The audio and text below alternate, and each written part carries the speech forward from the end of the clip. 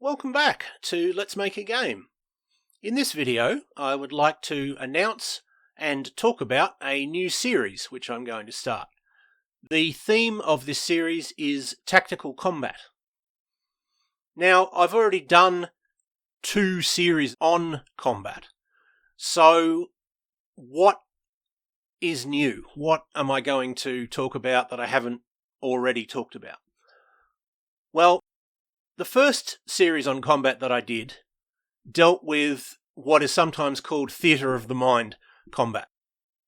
What I mean by that is there's no sense that the characters are in any particular position. You just have the player characters, the enemies, and it's as if they're lined up. So you just say, right, I want to attack the third orc, and then the game tells you whether you've hit or missed, and if you've hit, how much damage you've done. And similarly, the orcs can attack any player character. It's just assumed to be a sort of chaotic melee. There's no specific positioning. The second series that I did added range. So some weapons have a greater range than others.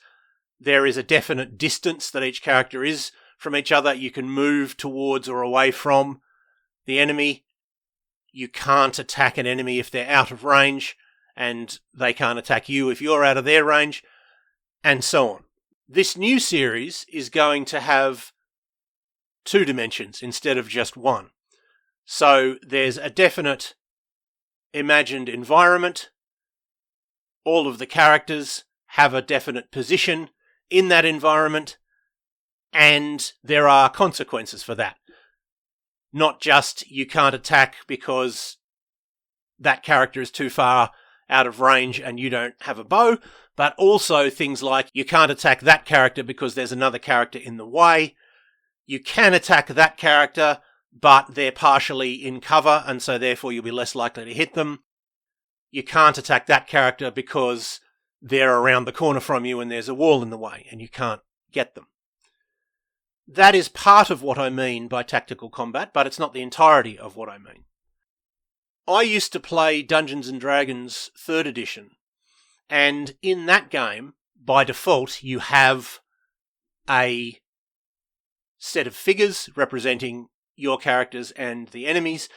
You place the figures, and you have things like range, and you can't attack a character with a sword unless you're next to them, and so on. But I wouldn't call Dungeons & Dragons 3rd edition tactical combat, because there weren't interesting choices. Even though there were all these rules, what generally happened was you lined up, the enemies lined up, and you whacked at whoever was near to you. And there were some choices like, do I use my good spells now or do I wait and save them for later? But they weren't really choices about what to do if we consider the combat to be a game in itself. And that's what I mean by tactical combat. There's enough interesting choices that each combat is interesting in and of itself. It's not just interesting in terms of, are we going to be able to survive this and the next 3 encounters? Should I use up my good weapon that I've only got 1 charge for in this combat or save it for later? There are choices like that, but there are also interesting choices that are just related to that particular combat, not considering what might happen in the future. I will leave it there for now.